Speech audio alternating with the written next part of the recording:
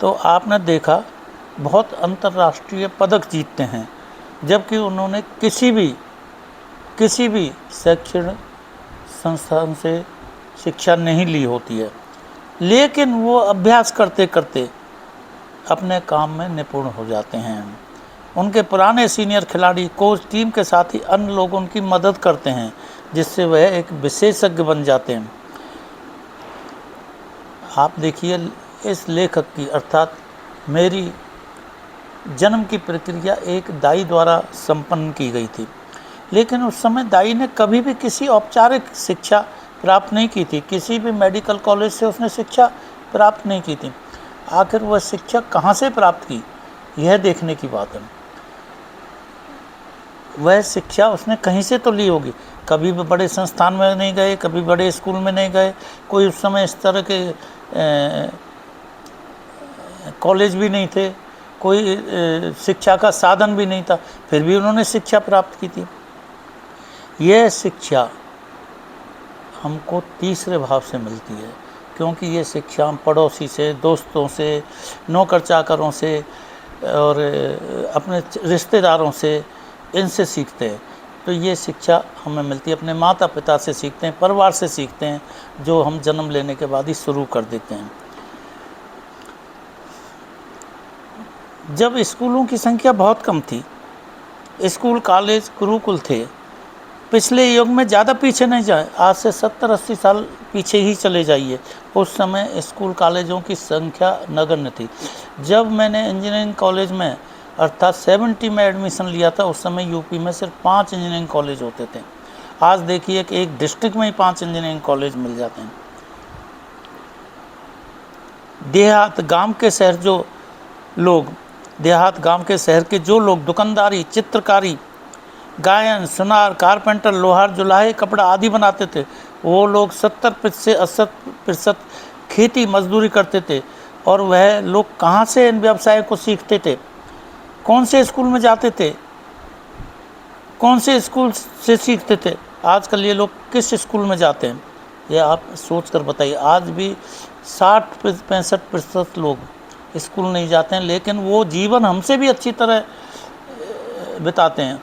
वो अभी भी राजाओं की तरह रहते हैं, अनपढ़ लोग राजाओं की तरह रहते हैं। आखिर कोई तो शिक्षा, कोई तो कारण होगा जो उनका ऐसा जीवन बीतता है। लेकिन जीविका चलाने के लिए कुछ ना कुछ तो सीखते ही हैं, कहीं ना कहीं से तो सीखते ही हैं। इसलिए यह आप देखिए, यह शिक्षा उन्हें कहाँ से, कैसे और कब प्राप्त होती है।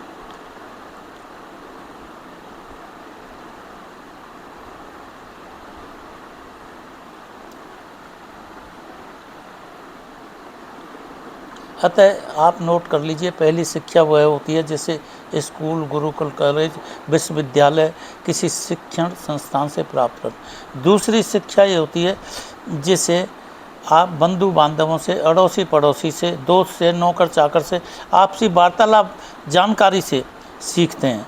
यह दूसरी शिक्षा होती है। और दूसरी शिक्षा के जानकार 80 से 90% लोग मिलते हैं। गुरुकुल और बड़े बड़े विश्वविद्यालयों में जाने वाले लोग भी तीसरे भाव की शिक्षा लेते हैं। ये तो मैंने बता चुका था, बदल गया क्या, ये ऊपर आ गया किसी तरह।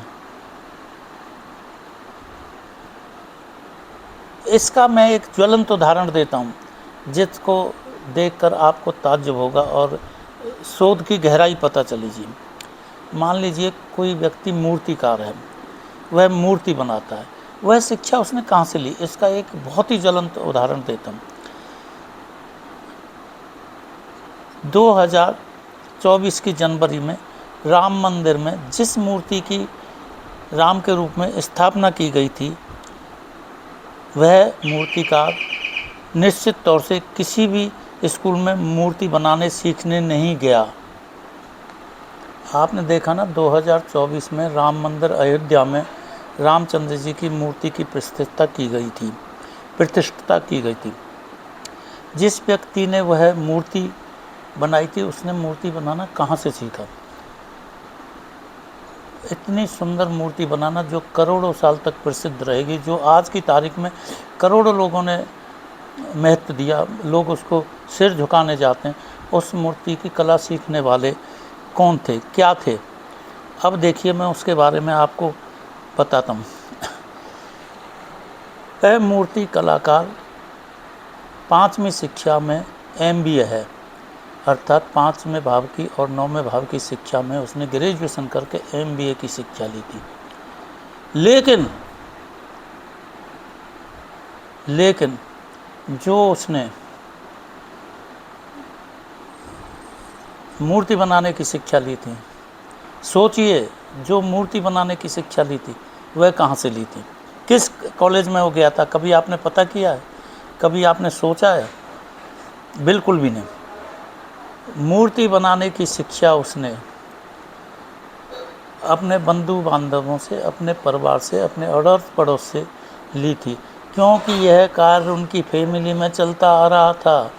इसलिए यह शिक्षा उसे प्राकृतिक तौर से अपने घर में ही मिली, और इस शिक्षा के कारण उसने रामचंद्र जी की मूर्ति बनाई। वर्तमान कॉलेज की शिक्षा के कारण उसका माइंड इतना विस्तृत हो गया तक उसने बहुत लोगों को, बहुत बच्चों का अध्ययन किया किस प्रकार की मूर्ति बनाई, फिर उसने मूर्ति बनाई। उसमें एक स्वाभाविकता मूर्ति के चयनकर्ता लोगों को मिली, इसलिए उस व्यक्ति को, उस मूर्ति का उन्होंने चयन किया और उसका सिलेक्शन हुआ। तो देखिए, ये तीसरे भाव की शिक्षा है। नोट किया आपने? यह तीसरे भाव की शिक्षा मूर्ति बनाई। वह कॉलेज की शिक्षा से इतना प्रसिद्ध नहीं होता, लेकिन जितना प्रसिद्ध वह तीसरे भाव की शिक्षा से हो गया। इसीलिए बुद्ध ज्योतिष में हाथों का कारक है। नोट करिए, बुद्ध ज्योतिष में हाथों का कारक और विशेषतः दाएं हाथ का कारक है।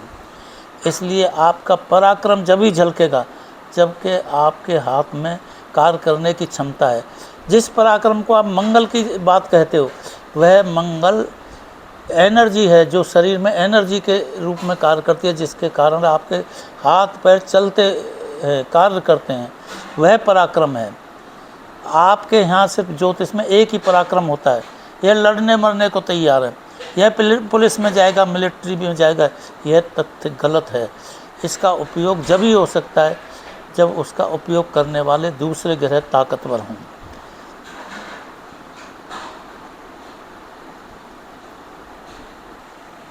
गुरुजी, यहाँ पर एक चीज़ बताइए कि जैसे तात्कालिक कुंडली लेते हैं, किसी अन्य लग्न की कुंडली लेते हैं, तो उसमें तीसरे भाव में कोई ना कोई राशि भी आएगी। बेसिकली मिथुन राशि के अलावा कोई भी राशि आएगी, तो क्या अंतर आएगा? सौरभ जी धन्यवाद, आपने बहुत सुंदर सवाल पूछा है।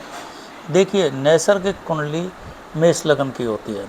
तत्कालिक कुंडली कोई भी लगन की हो सकती है, किसी भी डिग्री से शुरू हो सकती है।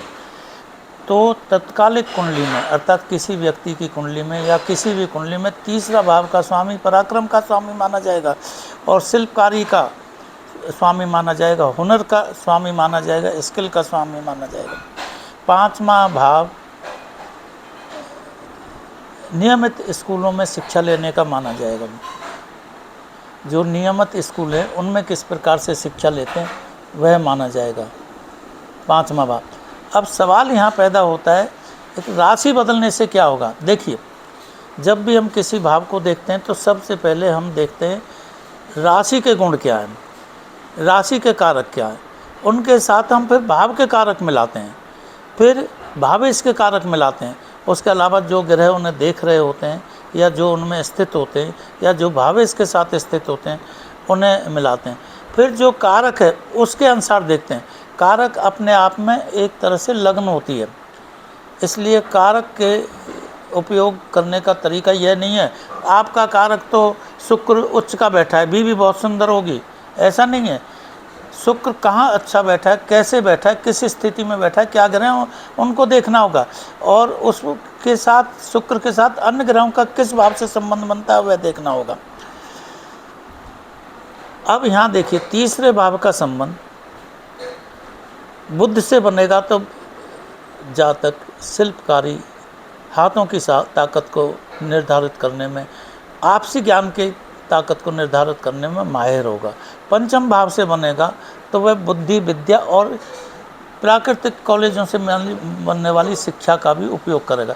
10वें भाव से बनेगा तो वो कर्म के रूप में इसको ढाल लेगा।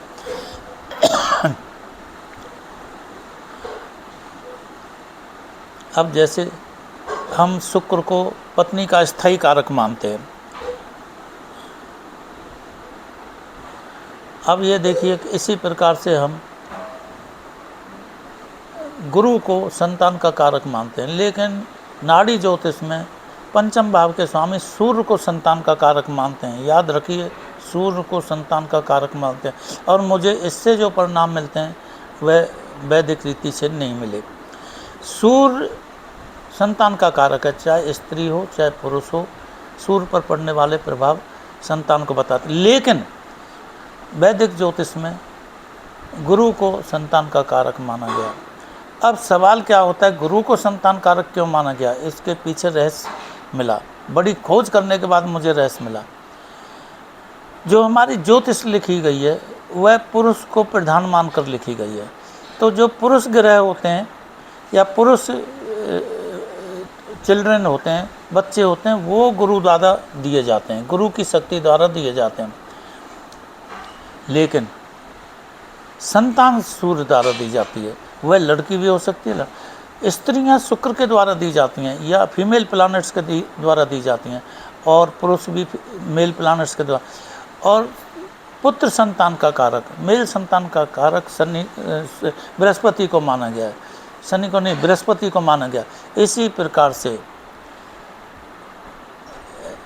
वैदिक ज्योतिष में बृहस्पति को संतान का कारक माना है। क्यों? उन्होंने वहाँ स्त्री तत्व को समझने की कोशिश ही नहीं की गई है, उन्होंने स्त्री तत्व को नगण्य माना है।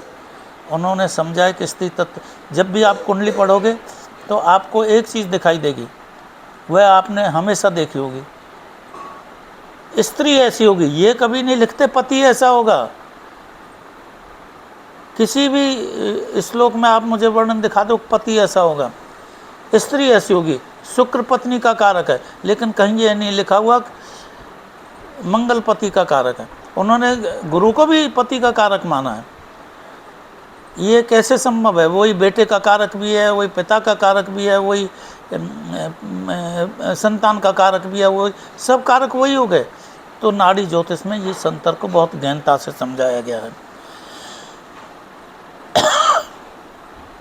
अब देखिए, घरेलू स्त्रियां पहले ज़माने में शिक्षा लेने के लिए कॉलेज स्कूल में जाती नहीं थी, उनको वर्जित किया गया था। तो उनकी जो शिक्षा पद्धति थी वह सिर्फ आपसी शिक्षा पद्धति थी, जो तीसरे भाव की शिक्षा पद्धति थी, और 80 से 90% वह उसी शिक्षा का उपयोग करती थी। अब यहाँ नोट करें, तृतीय भाव का स्वामी अशुभ होने पर संघर्ष शक्ति कमज़ोर होने लगती है, रोगग्रस्त बाधाओं से उभरने की शक्ति कमज़ोर होने लगती है, शारीरिक बल, बुद्धि, विद्या सब कुछ कमज़ोर होने लगता है, व्यक्ति की वीरता या बुद्धि कम हो जाती है, विचारधारा कमज़ोर हो जाती है। कई बार ऐसे बच्चों को ऑटिज्म की शिकायत पाई जाती है, कला का प्रदर्शन नहीं कर पाते। अब यह देखिए, आपने देखा होगा हाथों का भाव तीसरा है, तो 11वां भाव भी हाथों का है। अगर किसी तरह से तीसरा भाव, 11वां भाव और लगन तीनों खराब हो जाएं तो व्यक्ति कार्य करने में निष्क्रिय हो जाता है।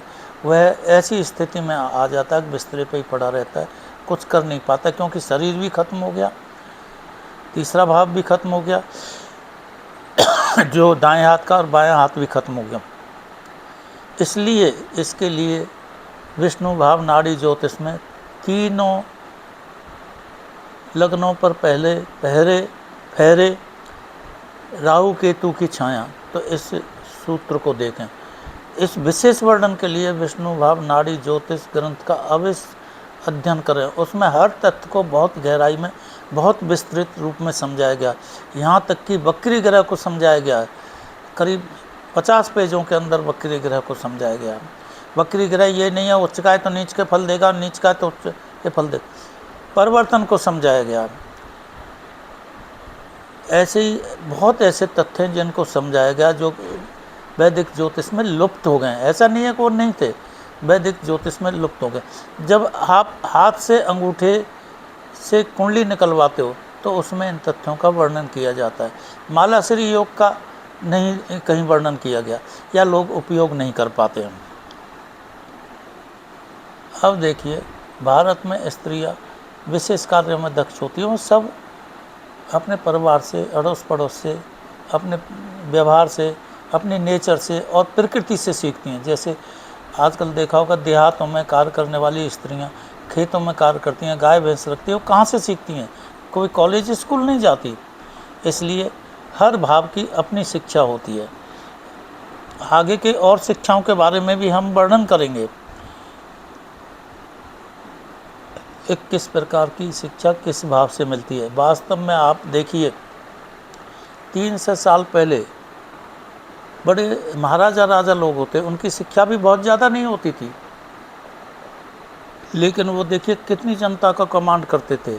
आखिर क्यों, कैसे? क्या वो स्कूल में, विद्यालय में किसी में शिक्षा लेने जाते थे? नहीं, वो आपसी वार्तालाप करते थे, एक एक परिस्थिति को समझने की कोशिश करते थे, तब वो कोई निर्णय ले पाते थे। आज की तारीख में देखिए, एक बहुत शिक्षित व्यक्ति, ट्रंप की क्या हालत है, 2 मिनट में कुछ बोलता है, 2 मिनट में। इस तरह की शिक्षा का भी कोई उपयोग नहीं है। इसलिए ट्रंप का पराक्रम भाव इस समय खराब हो रहा है। आप कुंडली निकाल कर देख लेना। इसके बाद साथ साथ एक और बात याद रखें, किसी भी जगह पर आपको देश काल परिस्थिति एवं जीन्स का उपयोग अवश्य करना होगा। देश काल परिस्थिति, अब जीन, बहुत से लोग कुंडली दे देते हैं, इतनी तारीख की कुंडली, आप बताइए कोई व्यक्ति, माई का लाल चैलेंज करता हूँ, कोई फलादेश नहीं कर सकता जब तक कि उसे देश काल परिस्थिति और जीन्स का ज्ञान ना हो। कई बार मैंने देखा है, लोग ऐसे फलादेश देते हैं जैसे पता नहीं वो क्या है। अरे वो व्यक्ति ब्राह्मण निकला, वैश्य निकला, शूद्र निकला, क्षत्रिय निकला, मुस्लिम निकला, सिख निकला, ईसाई निकला, भारत का ना रह के विदेश का निकला, तो पूरा सिस्टम ही बदल जाएगा, फलादेश गलत साबित होगी। हमारे देश में तो क्या होता है, पॉडकास्ट बना दिया, लगन बना दी, डेट ऑफ बर्थ, टाइम कुछ नहीं देंगे, बस शुरू हो गए। और ऐसे समझते हैं कि इससे अच्छी फलादेश कोई दुनिया में कर ही नहीं सकता। तो दोस्तों, अब आप तीसरे भाव की शिक्षा समझ गए। प्राकृतिक रूप से जो शिक्षा प्राप्त की जाती है वह तीसरे भाव की शिक्षा होती है। जैसे नरेंद्र मोदी ने पॉलिटिक्स की शिक्षा कहाँ से ली, किस स्कूल में गए? उन्होंने बचपन से ही पॉलिटिकल फील्ड में काम किया, नेताओं के साथ कार्य किया, वह पॉलिटिकल शिक्षा है। कोई पढ़ा लिखा व्यक्ति पॉलिटिक्स में नहीं आ सकता। दुनिया भर के PhD होल्डर आप ले आओ, 4 वोट नहीं मिलेंगे, 4 वोट कोई उनको नहीं देगा, उनके घर वाले भी उन्हें वोट नहीं देंगे। लेकिन नरेंद्र मोदी ने पब्लिक के बीच में रहकर कार्य किया, वह अनुभव लिया, वह अनुभव ही उसकी शिक्षा है। इस तरह से तीसरे भाव की शिक्षा ये होती है। जैसे कि मैंने बताया था, अरुण राज योगी जिसने राम मूर्ति बनाई थी, वह MBA है। उसे MBA में वो गुण और वो शक्ति और वो प्रसिद्धि नहीं मिली जो उसे मूर्ति बनाने में मिली थी, और वह कहीं उन्होंने स्कूल या कॉलेज में नहीं सीखा था। जी गुरुजी, एक एक एक चीज़ बताइए। चालू है जैसे ना? आपने, हाँ, जैसे आपने बताया कि मोदी जी के बारे में बताया, तो अब प्रश्न ये उठता है कि दुनिया में जितने भी नेता हैं जो पॉलिटिक्स में है बेसिकली, या जितने भी लोग स्पोर्ट्स में हैं, तो सबका तीसरा भाव इसका मतलब बहुत मजबूत होगा, इसी वजह से वो इस क्षेत्र में आए। सौरभ जी, आपने जो बात पूछी है बिल्कुल सही है। मैंने पहले भी कहा है, जो प्राकृतिक शिक्षा होती है वो तीसरे भाव से मिलती है। पंचम भाव की शिक्षा से आपको 4 वोट भी नहीं मिलेंगे। जैसे मैं आज ट्रंप का उदाहरण लेता हूँ। ट्रंप का जेब खर्च इतना था जितना हमारे गांव की आमदनी रही होगी, 1000 आदमियों की आमदनी। उनको 3 भाइयों को $23,000 1945 में जेब खर्च मिलता था। तो उन्होंने शिक्षा पॉलिटिक्स की किसी कॉलेज से नहीं ली। जब वो बिजनेस के फील्ड में आए, पैसे की कमी नहीं थी, तो उन्हें पॉलिटिक्स का शौक़ लगा। फिर उन लोगों ने पॉलिटिशियनों से बात करनी शुरू की फिर अन्य लोगों से बात करनी शुरू की। तो वो जो अनुभव लिया, वो जो शिक्षा ली जीवन को बीतते बीतते, तब वो 60s के बाद में पॉलिटिक्स में आ पाए, क्योंकि उस 60 साल में 60 साल की उम्र तक वो पॉलिटिक्स की शिक्षा लेते रहे, पॉलिटिशियनों से मिलते रहे, अन्य बिजनेसमैनों से मिलते रहे, उनके अंदर ये भावना बनती रही। पॉलिटिक्स के लिए वो किसी स्कूल में तो नहीं गए, इसलिए तीसरे भाव का स्वामित्व रहता। और ट्रंप की कुंडली में तीसरा भाव बहुत अधिक समर्थ और ताकतवर होगा। जैसे सचिन तेंदुलकर है, किसी स्कूल में तो नहीं गया, लेकिन आज देखिए एमपी भी है और बड़ा फेमस भी है और पैसे की भी कोई कमी नहीं है। तीसरे भाव उसका बहुत मजबूत है। और तीसरे भाव के साथ साथ नोट कर लीजिए, बुद्ध को मंगल की शक्ति मिलनी चाहिए तभी क्रिकेट कर सकता है। अकेला मंगल उसको क्रिकेट नहीं दे सकता, चाहे कितना भी पराक्रमी हो। बुद्ध खिलाड़ी है, तीसरे भाव का स्वामी है, शिल्पकार है। खिलाड़ी होना एक शिल्पकारता है, इसलिए सचिन तेंदुलकर प्रसिद्ध हुआ। आप उनकी कुंडलियों का अध्ययन करिए, वरना मेरे ग्रंथ का अध्ययन करिए, उसमें सब डिटेल में लिखा गया है। अच्छा सर, यहाँ पर एक क्वेश्चन मेरा ये भी है कि जैसे आपने बताया कि अगर तीसरा भाव मजबूत है तो पॉलिटिशियन बनने के चांसेस ज़्यादा होते हैं। अब मान के चलिए यहाँ पर जो जनता है, जनता से संबंध भी तो बनना चाहिए यहाँ पर। देखिए सौरभ जी, तीसरा भाव मजबूत होना का मतलब है किसी प्राकृतिक शक्ति आपको मिलती है जी। प्राकृतिक रूप से नेचुरल शक्ति आपको मिलती है। किस फील्ड की शक्ति मिलेगी, वह तीसरे भाव की राशि स्वामी बुद्ध कहाँ बैठा है, मंगल कहाँ बैठा है। कोई भी व्यक्ति, नोट करिए जो मैं बात बोलने जा रहा हूँ, कोई भी व्यक्ति पॉलिटिकल फील्ड में जब तक नहीं जा सकता, पॉलिटिकल फील्ड में, नोट करिए फिर से बोल रहा हूँ, जब तक नहीं जा सकता जब तक कि सप्तम भाव और दसम भाव के स्वामियों का मेल ना हो और उन पर सूर्य का प्रभाव ना हो। अर्थात दसम भाव पर, दसम भाव के स्वामियों पर, सप्तम भाव और सप्तम भाव के स्वामी पर सूर्य अर्थात सत्ता कारक राजा का प्रभाव होना अति आवश्यक है। इसके लिए मेरी आने वाली पुस्तक में पढ़ना, राजनीति में कौन जा सकता है, सरकारी नौकरी में कौन जा सकता है, प्रांतीय नौकरी में कौन जा सकता है, अलग अलग बिंदु दिए गए हैं, नियम दिए गए हैं, तब आपको पता चल। जब तक सत्ता कारक सूर्य अपना प्रभाव नहीं डालेगा तो राजनीति में नहीं जा सकते। जी। आप मोदी की कुंडली में देखिए, मोदी की कुंडली में सूर्य 6वें भाव में, लेकिन सूर्य 11वें भाव में, लेकिन 10वें भाव का स्वामी है। अब सूर्य का प्रभाव 10वें भाव पर नहीं है, सूर्य की राशि अवश्य 10वें भाव में, परंतु यहाँ बुध वक्री है और बुध सिंह राशि में आकर बुध सूर्य का परिवर्तन हो जाता है, जो 50% होता है। इसलिए 10वें भाव पर भी सूर्य का प्रभाव होता है। इस कारण से उसको लेट अवस्था में पॉलिटिक्स में स्थान मिला। आप इसको मेरे ग्रंथ में पढ़िए तो आपको एक एक बिंदु क्लियर हो जाए।